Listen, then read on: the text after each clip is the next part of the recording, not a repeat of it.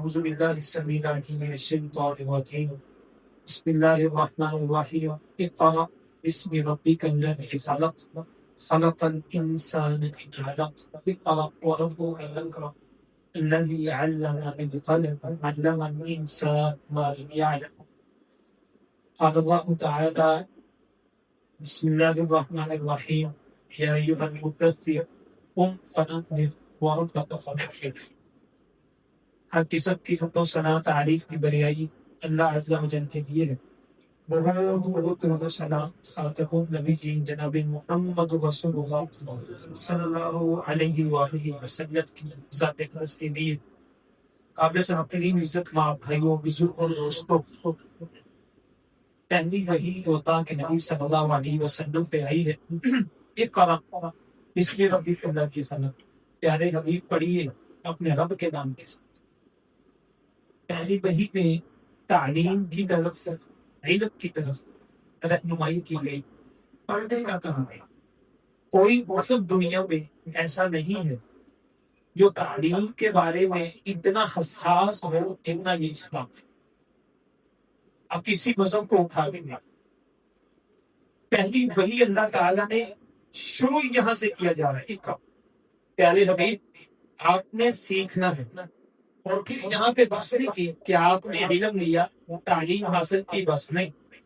پھر کیا کہا؟ دوسری وحی میں اللہ کوئی 10ویں 12ویں وحی پہ کہہ سکتا تھا، لیکن دوسری وحی پہ کہہ دیا قم فانذر.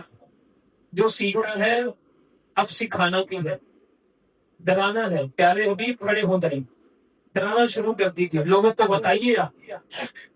یہی ہماری روایت میں تھی. مسلمان ہمیشہ ہر دور میں تعلیم کے ساتھ، علم کے ساتھ بڑی دلچسپی رکھتے تھے، جڑے ہوئے تھے. اندلس کو دیکھیں آپ، ہماری تاریخ میں اندلس میں کسی وقت میں 90% لوگ جو تھے وہ تعلیم کے ساتھ اور علم کے ساتھ ان کی وابستگی ہوا کرتی تھی. یہ اسپین، یہاں پہ جا کر کے مدارس دیکھے جب لوگوں نے، میں نے کتنی دفعہ یہاں پر اپنے بطوطہ کی وہ واقعات، وہ باتیں بیان کی ہیں جو محاضرات محمود غازی میں، جو تاریخی محاضرات علمی کے اندر دیکھا ہے. ابن بطوطہ نے کہا کہ اتنی دنیا میری ہے، جس قدر میں نے مسلمانوں کو تعلیم اور علم کے ساتھ وابستہ دیکھا ہے میں نے کسی اور کو نہیں دیکھا. یہ آپ کے بر صغیر میں ٹھٹھا ایک چھوٹی سی جگہ ہے. کہنے لگا میں نے ٹھٹھا کے اندر 300 مراکز دیکھے تھے جہاں پہ قال اللہ و قال رسول کی بات ہوتی تھی. دلی کی گلیوں میں ابن بطوطہ نے 1000 مدرسے اپنی انگلیوں سے گنے تھے جس میں قال اللہ اور قال رسول کی صدائیں ہو رہی تھی. محمد مغلوب کے دربار میں بیٹھا میں، کھانے کا وقت ہوا. ابن بطوطہ کہتا کھانے میں انتظار ہو رہا ہے. میں نے پوچھا کوئی بہت بڑی شخصیت آ رہی ہے؟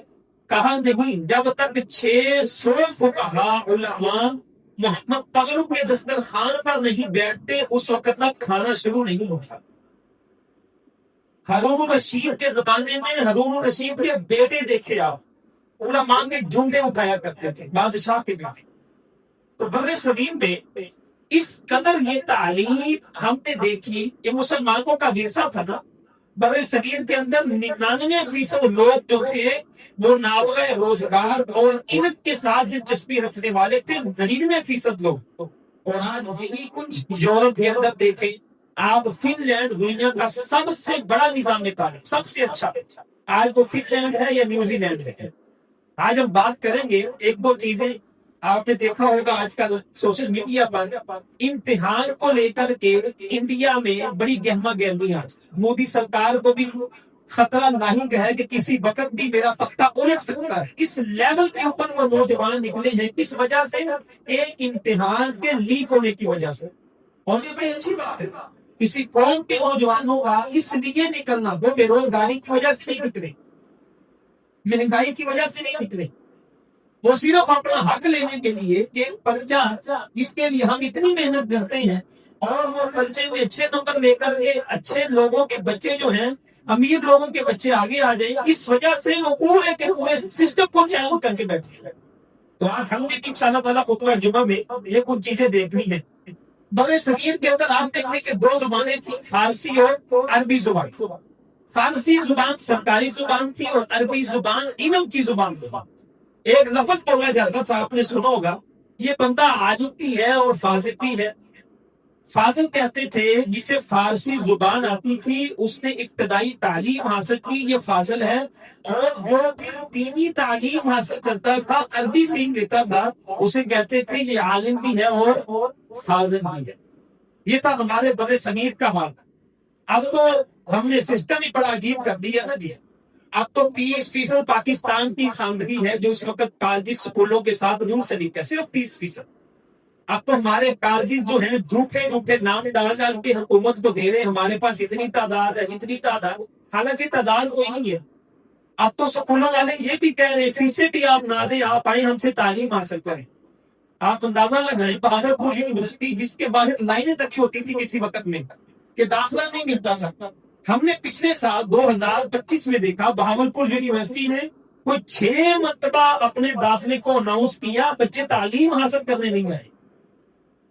انہوں نے کہا پڑھ کے کیا کرنا ہے، سوشل میڈیا پہ آؤ، گند کھلاؤ، بے حیائی کرو، مائیں بہنیں لاؤ اور لا کر کے پیسے ہی کمانے نا. اسلام نے تعلیم کا مقصد پیسہ نہیں کہا تھا، تجارت نہیں کہا. تعلیم کا مقصد نوکری نہیں کہا. پوری اسلامی تاریخ میں تعلیم کا مقصد نوکری نہیں تھا. اب تعلیم کا مقصد، ڈگری کا مقصد نوکری، پیسہ، یا پھر پڑھنا ہی نہیں. 30% ہمارے بچے صرف اداروں میں جا رہے ہیں. بر صغیر میں جو ادارے تھے وہ حکومت کے محتاج نہیں تھے، آٹو سسٹم تھا.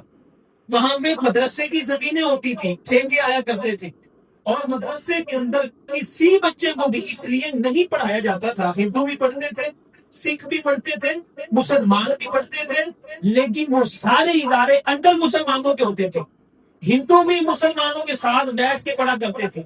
ابن بطوطہ کہتا میں گلیوں کے اندر نکلا، گلیوں کے اندر ٹوٹی گلیوں میں بھی ہندو مسلمان اکٹھے بیٹھ کے مسلمان استاد کے پاس تعلیم حاصل کیا کرتے تھے. اب انگریز نے بر صغیر کا رخ کیا. اب بر صغیر کا رخ کر کے 1818 میں لارڈ اسٹنگر جو سب سے پہلے بر صغیر میں آیا، اس نے آ کر کے تجارت کی غرض سے یہ لوگ آئے، انہوں نے بر صغیر کا سسٹم دیکھا، نظام دیکھا. اور مجھے یاد ہے اس وقت کے لارڈ کے الفاظ یہ تھے، میں نے یہ کیمبرج یونیورسٹی اور میں نے بڑے بڑے آکسفورڈ سسٹم کا آئی کیو لیول نہیں دیکھا جو مسلمانوں کے گلیوں میں بیٹھے ہوئے بچوں کا ہے. ترکی کے مدرسوں میں ابن بطوطہ نے حضرت محمود غازی، بلکہ محمود غازی نے خود کہا میں نے ترکی کے ایک مسجد میں نماز پڑھی، اس کے بعد میں نے اس کی لائبریری دیکھی، تو لائبریری میں مجھے جو تفسیریں ملی، مجھے جو حدیث کی کتابیں ملی، ان کی جو شروحات ملی، میں نے دیکھا کہ وہ بر صغیر کے علماء کی لکھی ہوئی تھی جنہیں دنیا کی کتنی زبانیں آتی تھی اور ہر زبان میں لکھا کرتے تھے. یہ تھا ہمارا علم کے ساتھ پیار اور محبت. 1818 آیا، بدبختی، یہ لارڈ اسٹنگر نے آ کر کے سب سے پہلے جو کام کیا، اس نے آ کر کے علماء کی زمینوں پہ قبضہ کیا. اس نے کہا اوقاف میں شامل کرو، کوئی مدرسہ، اس نے کہا اپنے پیسوں سے ڈونیٹ ہو کر کے ہمارے تو متحد نہیں رہیں گے. آج تک حکومت نے انٹرفیئر نہیں کیا تھا مدرسوں میں، سکولوں میں، اداروں میں، ہوتا ہی مدرسہ تھا. اس نے ساری، اب یہاں سے ہماری بربادی شروع ہوئی. توجہ کے ساتھ بیٹھے، یہ خطبہ جمعہ بڑا اہم ہے، ہم نے نچوڑ نہیں کرنا. اس نے سب سے پہلے علماء کی زمینیں جو ہیں وہ اوقاف کے اندر کرنی. اب مدرسے بیچارے کہاں سے کماتے، کہاں سے کھاتے، کہاں سے لاتے. سب سے پہلی بربادی کے بعد تھوڑی دیر گزری نہیں تھی، 1844 میں جو لاٹ آیا، اس نے دیکھا ان کی ترقی کی وجہ یہ ہے کہ ان کو عربی فارسی پر عبور ہے، جس کی وجہ سے یہ حکومتوں میں بھی آتے ہیں، جس کی وجہ سے آئی کیو لیول بہت ہے، ہم ان کا مقابلہ نہیں کر سکتے. اس نے اسی دن اعلان کیا آج کے بعد عربی اور فارسی پڑھنے والے کو نوکری نہیں ملے گی. نوکری ملے گی صرف انگریزی پڑھنے والے کو. آپ مجھے بتائیں، آپ چائنا چلے جائیں، آپ جاپان چلے جائیں، آپ کو وہاں کی زبان نہیں آتی، آپ کیا کرتے ہیں؟ محتاج ہوتے ہیں کہ نہیں ہوتے؟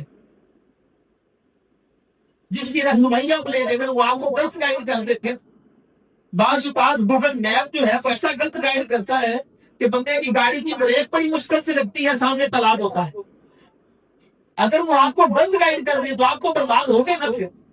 اب ساری رہنمائی انگریزی میں، عربی فارسی کو اٹھایا، ایک دن میں نکال دیا، 1 سال کے اندر اندر. اب ہوا کیا، علماء کی زمینیں بھی گئی. جس طرح امریکہ نے کہا نا ہم سعودی عرب کو اجازت دیتے ہیں جوہری توانائی، ایٹمی توانائی کی، ساتھ کافر کبھی مسلمان کا دوست نہیں ہو سکتا.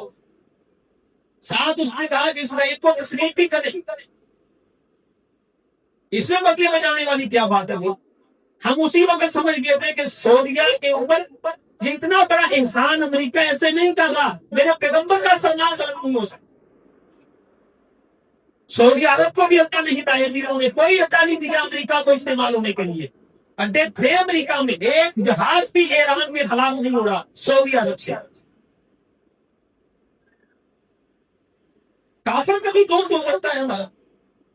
انگریز نے ہماری زبان بدلی، زبان بدلنے کے نتیجے میں ایسے ایسے تعلیم پھر سامنے آئے جن جس میں کہا گیا کہ بچوں کو انگریزی پڑھاؤ.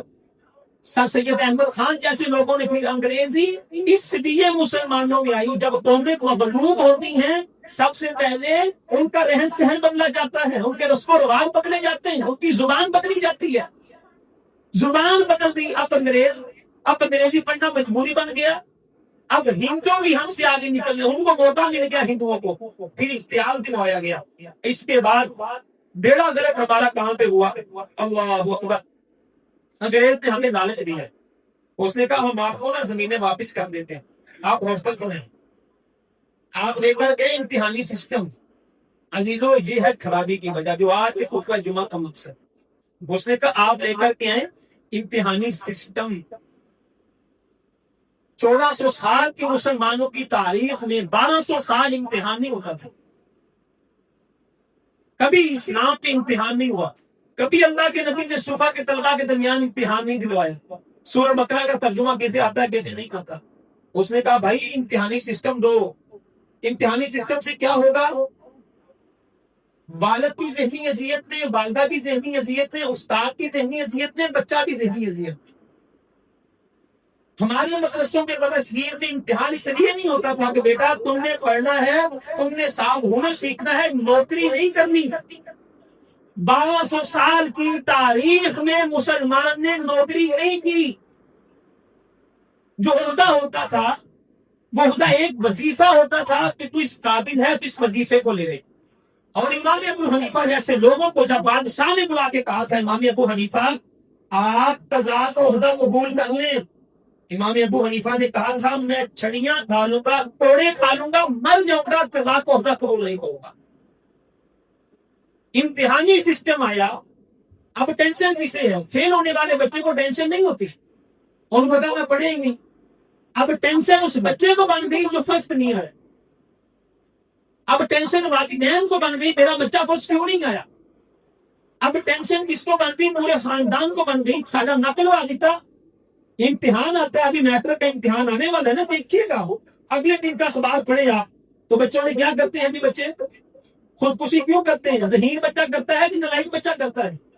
ذہین بچہ خودکشی کرتا ہے.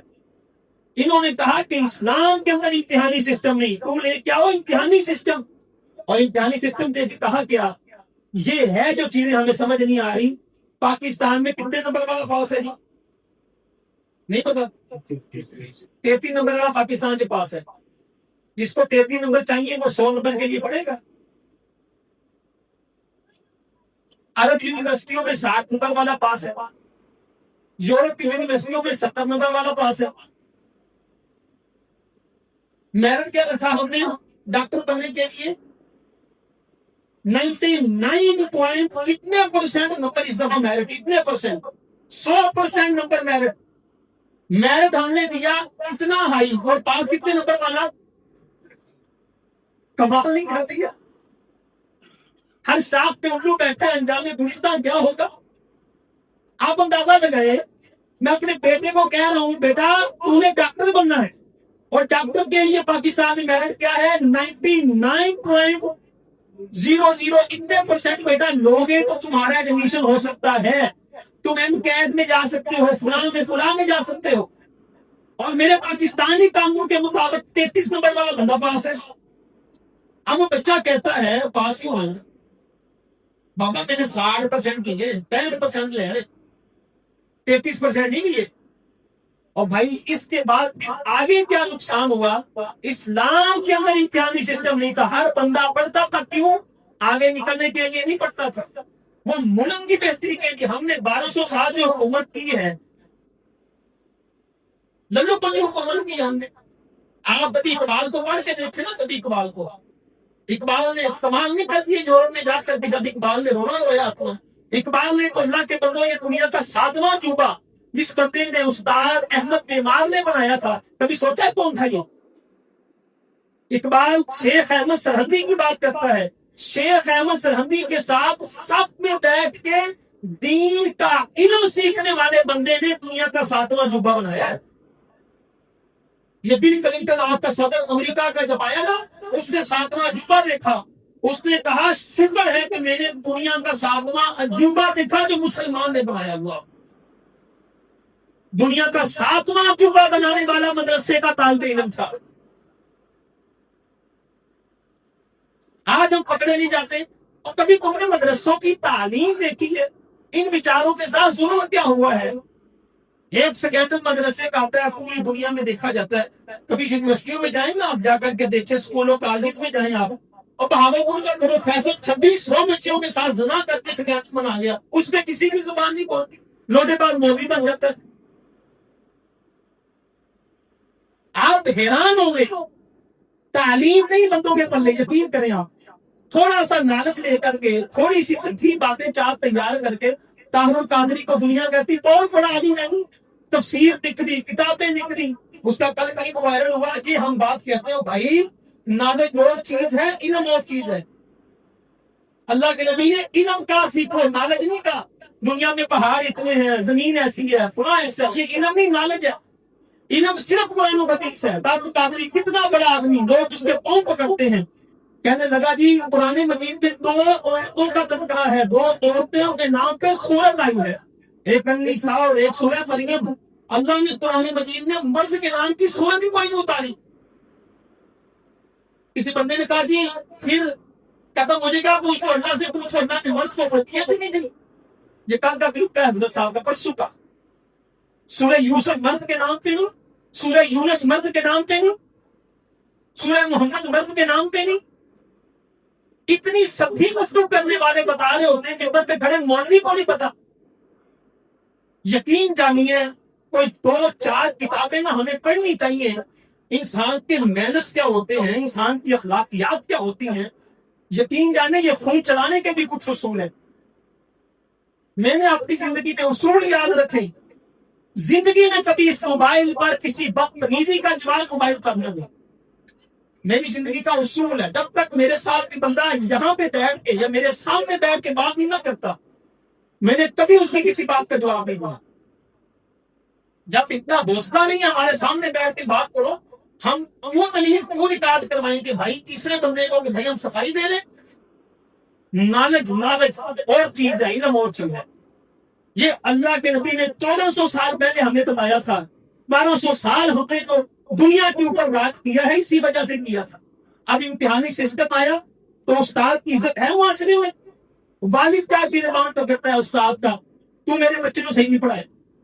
وہ استاد جو صبح سے لے کے شام تک بیٹھا آپ کے بچے کو الف با پڑھا رہا ہے وہ بچے کو سائنس پڑھا رہا ہے ٹیکنالوجی سکھا رہا ہے. وہ بیچارہ رات کو سو نہیں پا رہا پیپر چیک کر رہا ہے سائنس منٹیں چیک کر رہا ہے. اب آ کے حضرت صاحب آ رہے اور آ کر کے بتا کیا رہی جی استاد جی آپ کی وجہ سے میرے بچے کے نمبر اچھے نہیں آئے. تیرا بچہ سکول میں 4 گھنٹے 5 گھنٹے رہتا ہے. تیرے گھر کے اندر ٹی وی موبائل عیاشی بدماشی تیرے گھر کے اندر تیرا اختیار نہیں ہے. تو استاد کو اب بدتمیزی اس لیول پہ پہنچ گئی کہ استاد کو لوگ پھیرنے لگا رہے. میں نے آپ کو صحیح بات کا واقعہ سنایا تھا نا کہ ایک میڈم نے اپنے بیٹے کی شکایت پر استاد کو کلاس میں آ کر کے بٹھا کر کے چہرے پہ تھپڑ لگایا اپنے بچے سے. حضرت صاحب امتحانی سسٹم کی بات کرنا تھا میں. اب پورے انڈیا کے اندر صرف اسی کے امتحان کی وجہ سے پورے انڈیا میں ابھی انقلاب آ رہا ہے. پورے انڈیا میں ہمارا مقصد کیا تھا؟ ہمارا مقصد تعلیم برائے تعلیم نہیں تھا. تعلیم برائے نوکری نہیں تھا، تعلیم برائے ہمارا مقصد آگے نکل کر کے لوگوں کی جیبیں کاٹنا نہیں تھا۔ اسلام نے جو مقصد دیا تھا نا، بڑا پیارا مقصد تھا، روحانی تربیت تھا۔ اسلام کا مقصد یہ تھا کہ بچے خود اپنے پاؤں پہ سٹینڈ ہو جائیں، ہمارے بچے بھکاری نہ بنے، ہمارے بچے مانگے پینے نہ بنے، ہمارے بچے آگے نکل کر کے محنت کریں، معاشرے کے لیے اچھا کردار ادا کریں۔ یہ تو محمد رسول اللہ کا لایا ہوا نظام، اور یہ تھا نظام تعلیم۔ اللہ اکبر۔ 1832 کے بعد انگریز نے پھر 1857 میں ہماری حکومتیں ختم ہوئی، ٹیپو سلطان چلے گئے، سیدین شہیدین تحریک ختم ہو گئی۔ اب انگریز نے کیا کیا، سکھوں کو تھوڑی دیر کے لیے استعمال کیا، لاہور رنجیت سنگھ کو دے دیا، اور 1857 میں رہتی کہتی مغلیہ سلطنت ختم کر کے ہمارے بچوں کی خوبیوں کا ناشتہ کروایا اس۔ عزیزوں، یہ ہے انگریز کی بنائی ہوئی چاندی جس کا شکار ہم آج تک ہو رہے ہیں۔ اور ہمارا مقصد کیا تھا؟ ہمارا مقصد تھا اخلاقیات، مینر سکھانا، لوگوں کے اندر اخلاقیات کو بوسٹ کرنا۔ میرے پیغمبر محمد رسول اللہ کا لایا ہوا دین یہی تھا۔ اور اب کیا ہو رہا ہے، جس قدر بچے یونیورسٹیوں میں پڑھ رہے ہیں اسی قدر اخلاقیات نیچے سے نیچے الحاق پھیل رہا ہے کہ نہیں پھیل رہا؟ اللہ بھائی زمین ہی کوئی اگلی نسل کو بھیجا، ملحد پیدا ہو رہے ہیں، اچھی بڑی برادریوں کے بچے لے L G B T Q کا شکار ہو رہے ہیں۔ پچھلے دنوں ضیاء صاحب کو بتا رہا تھا، یونیورسٹیوں کا وزٹ کیا، آپ حیران ہوں گے اسلام آباد میں ایسی تحریکیں اس وقت متحرک ہو چکی ہیں لیڈیز کی، خواتین کی، جو ہر آنے والی بی ایس بیچ میں نئی بچی کے ساتھ رابطہ کرتے ہیں اور انہیں کہتے ہیں آپ کے سارے اخراجات ہم دیں گے، یہ فارم فل کریں، فلاں عورت کو ہے وہ اس لڑکی کو اپنے ساتھ رکھ کے حبس کا نشانہ بنانا چاہتے، مرد عورت کو نہیں بنانا چاہتے، مرد عورت کو نہیں، عورت عورت کو۔ اتنی تیزی آ چکی ہے مارکیٹ میں، اسلام آباد کی یونیورسٹیوں میں، لاہور کی، ہمیں خود دوستوں نے بتایا، کہتا اس وقت لڑکی کو گھر سے نکل کے آئی، مرد سے خطرہ نہیں ہے اتنا حضرت صاحب۔ اسلام آباد کے اندر بڑی بڑی تحریکیں، بہت بڑی بڑی امیر ترین عورتیں بیٹھی ہیں جو آنے والی بچی کا پہلے پڑھ ڈیٹا چیک کرتے ہیں، خوبصورت لڑکیوں کو اسی وقت کیچ کر کے جیولری گفٹ، آئی فون گفٹ، گاڑیاں گفٹ کر رہی ہیں، اور وہ بچے آگے کمپین چلا رہے ہیں۔ آگے بڑھنا ہے نا ہمیں، پھر اس باتوں کے ساتھ ایسے تعلقات کس لیے؟ صرف نمبرز کے لیے۔ اور انگریز نے یہ قانون بنایا کیوں ایسے پتہ ہے آپ؟ ملکہ برطانیہ نے ایک بل پاس کیا پارلیمنٹ میں، اس نے کہا کہ اب انگریز نوکری نہیں کرے گا۔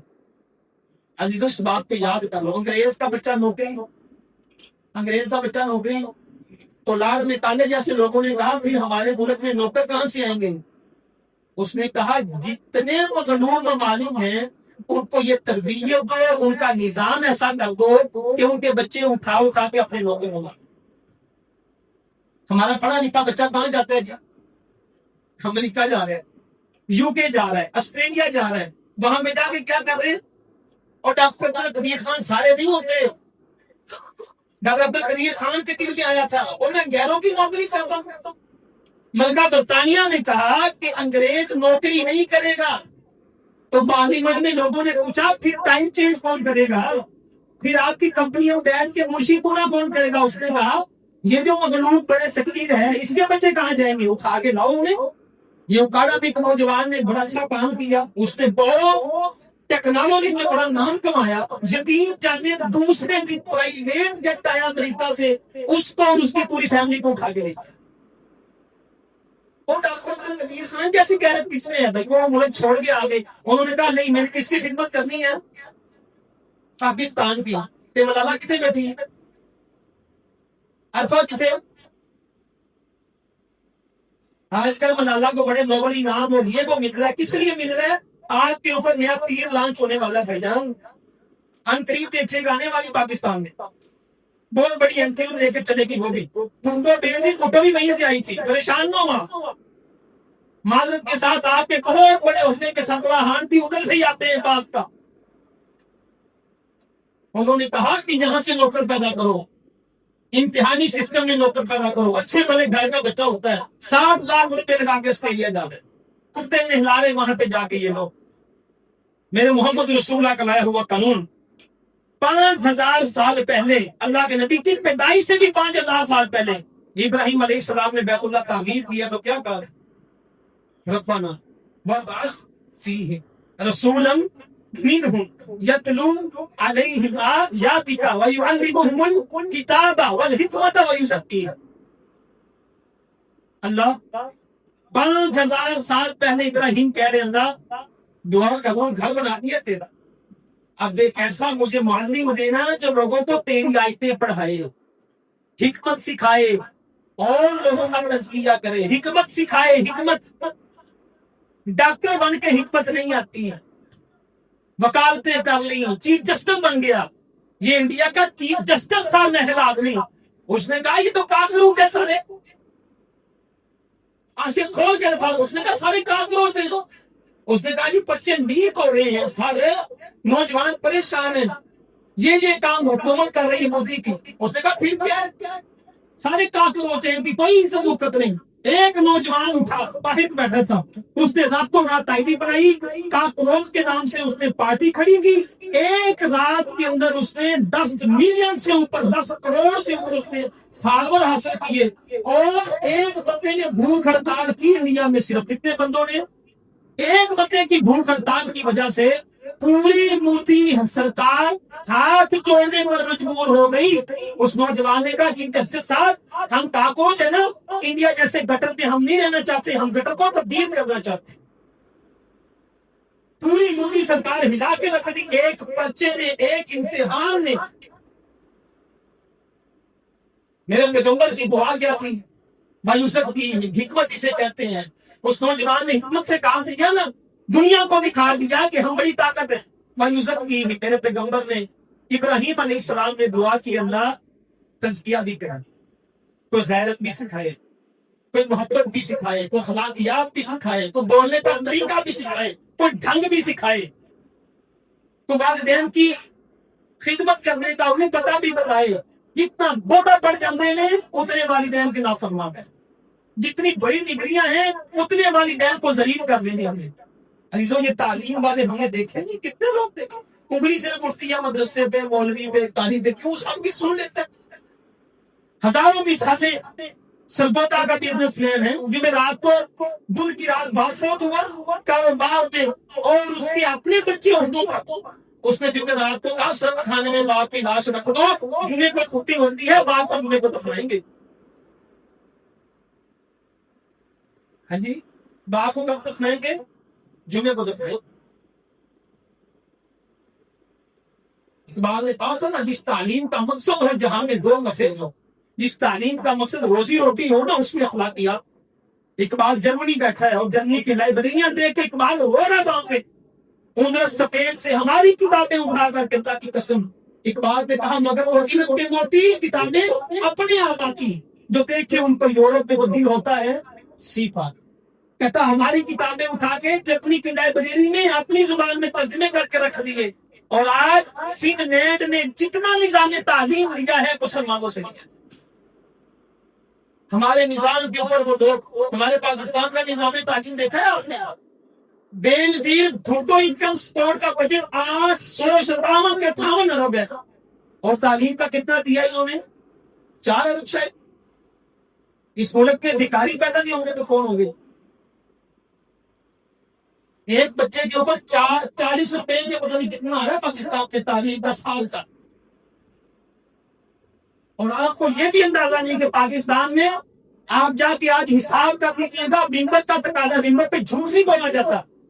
آپ کے پاکستانی اسکولوں میں سلامتی پڑھائی ہے پورے سال میں، اگر کسی بچے کو میری بات پہ ڈاؤن پوچھنے کے بعد حساب کا ممبر، آپ سلامتی کا اپنے بچے اسکولوں میں بھیجتے ہیں بھائی جان، اور آپ کا بچہ پڑھ رہا ہے امتحان کے لیے 33% کے لیے، قوم تعمیر نہیں ہوگی۔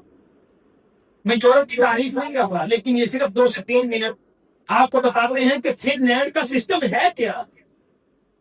فن لینڈ کے سسٹم میں سب سے پہلی چیز 6.5 پہلے 7 سال تک بچہ سکول نہیں جاتا، ماں باپ کے پاس رہتا، ساتھ میں وہ جا کے پڑھنا شروع کرتا ہے.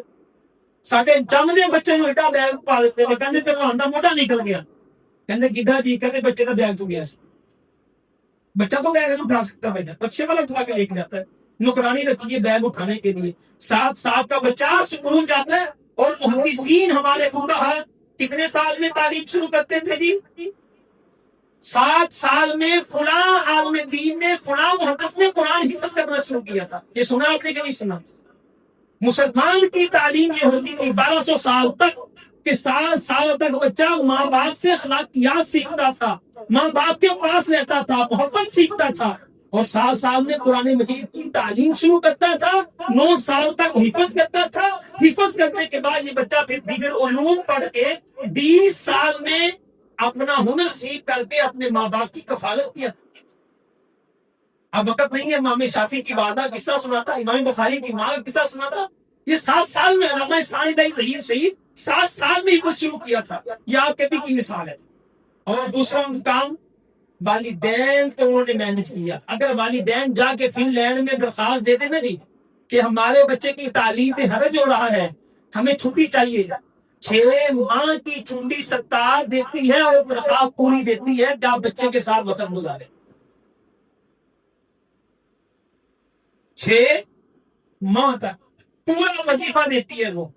کہ ساڈے اتنے 2 مہینے کی فیس جو ابتدائی دیتے ہیں نا, ہم بچہ داخل کرواتے ہیں, اللہ کی قسم پورے گھر کا بجٹ آؤٹ ہو جاتا ہے کہ نہیں ہوتا. ابھی گرمی کی چھٹیوں کی آپ نے دیکھی ہوگی فیسیں بچوں کی, اللہ اکبر, بات ختم کرتے ہیں. وہاں پہ ٹیوشن والدین کے علاوہ استاد کوئی نہیں پڑھا سکتا. اور تیسری بڑی چیز, پورے فن لینڈ میں نظام تعلیم ایک ہے, 2 نہیں ہے. نیوزی لینڈ میں نظام تعلیم ایک ہے, ایران میں نظام تعلیم ایک ہے, جاپان میں نظام تعلیم ایک ہے. کہ ساڈے اتنے ہر گلی کا اپنا نظام تعلیم ہے, ہر گلی کی اپنی کتابیں, ہر گلی کی اپنی وردی, ہر گلی کا اپنا بیچ, ہر گلی کی اپنی کاپی. نظام تعلیم ایک ہے. اور اس کے بعد کنٹین صرف اور صرف سکول کی ہوگی جس کو محکمہ صحت چیک کرے گا. انہوں نے پوچھا جی کنٹین کا کیا مسئلہ ہے؟ کہنے لگے ہم محکمہ صحت سے چیک کروا کے کھانا رکھتے ہیں, اگر کسی بچے نے خراب کھانا کھا لیا چھٹی ہو جائیں گی اسکول سے. سارے ٹکی کیڑی چلتی خراب ہوا نان 6 مہینے پرانا بھی چل جاتا ہے. ایسی چیزیں ڈال کے لوازمان لے کے آتے ہیں, 6 ماہ بچے کا پیٹ ہی سیدھا نہیں ہوتا. اللہ اکبر. اللہ کے بندو, 7 ہجری میں امام قحطانی رحمہ اللہ نے کتاب لکھی ہے اسلامی, صرف 30 سیکنڈ میں, اسلامی نظام تعلیم کے اوپر.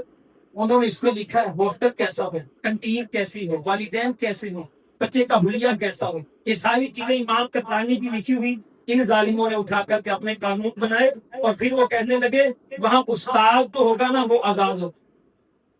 جیسے عالم ہوتے تھے, آپ نے سنا ہوگا نا فلاں محدث صوفے بیٹھے ہوتے کلاس لا رہے.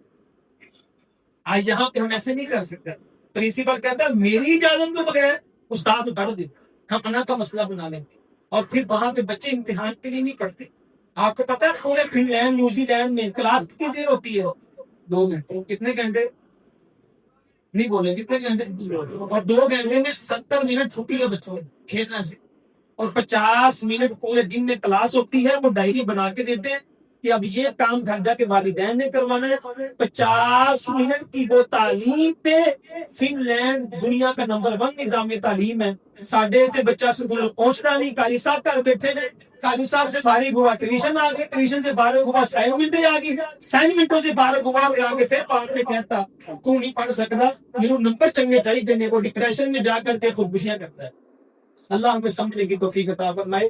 عزیزوں, امتحانات ہاتھ تھوڑا رکھ کے نا بچوں کے اوپر فوکس کریں, نظام تعلیم کو سمجھیں. ہم یہ موٹو دینا چاہ رہے ہیں کہ ہمارے بچے ہنر سیکھیں. کیا سیکھیں؟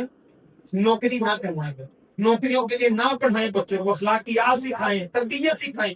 اگر بچہ ذہین نہیں ہے, ماموں کے بیٹے کے ساتھ کمپرومائز نہ کریں, خالہ کے بیٹے کے ساتھ کمپرومائز نہ کریں. اللہ تعالیٰ نے سب میں ایسی صلاحیتیں نہیں دی. اللہ ہمیں سمجھنے کی توفیق عطا فرمائے. وما توفیقی